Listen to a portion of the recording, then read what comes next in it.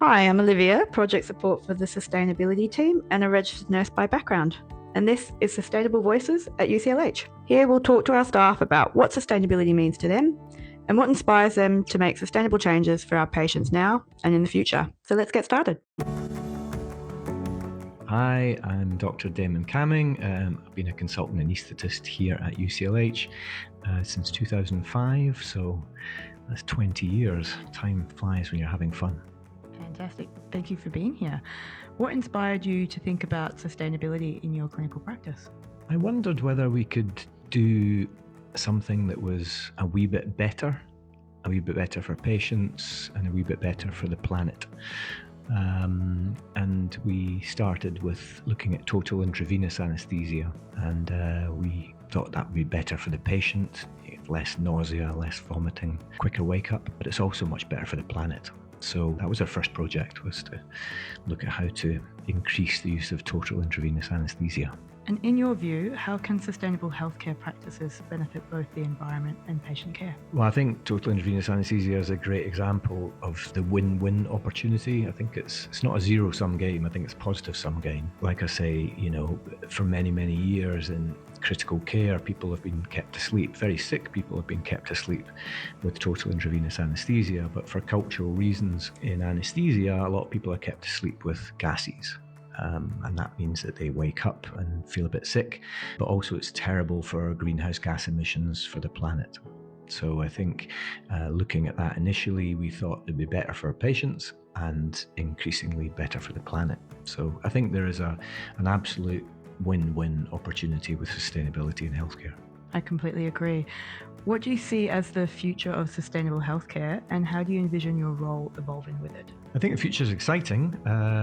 I think climate change offers us a real opportunity for innovation. I think the problem is a catalyst for conversation, allows us to talk about things that we'd maybe never talk about. And I think this allows us to then in the future think about what do we want to change? What innovation opportunity can we collectively consider? And I think it's incredibly exciting. New technology, going paperless is a good example, using an electronic health record system, using the cloud, using AI.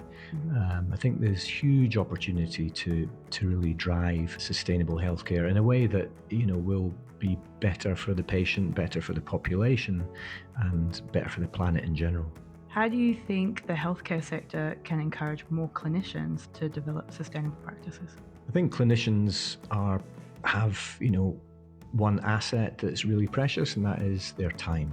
So if there's a way to either pay for or release clinicians from frontline duty to allow them to have conversations over coffee, conversations, in networking spaces, conferences, symposium, not just nationally, but I think also internationally. There's a huge opportunity to learn from not just your own speciality, but from others and other specialities, and really sort of generate potential collective combinatorial innovation. So learning from other people's problems and other specialisms, I think, is a huge opportunity for the future. Yeah, I completely agree with that. As a clinician myself, I feel that we work there with patients at the bed space, so it's so important to share that insider knowledge of what's happening and how things filter down. And to finish off with, what opportunities are there in UCLH for clinicians to get more involved in sustainability?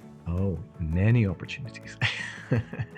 In anaesthesia, we have a fantastic anaesthesia climate emergency team, which the acronym ACE is incredibly exciting place to be, and we are very, very excited to be involved in lots and lots of different projects.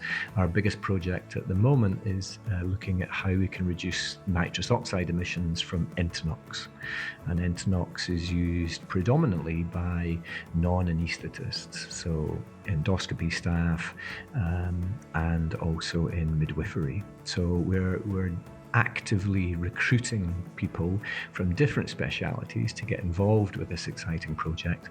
So if anyone's interested, please contact me. We also have our sustainability network and our sustainability leads.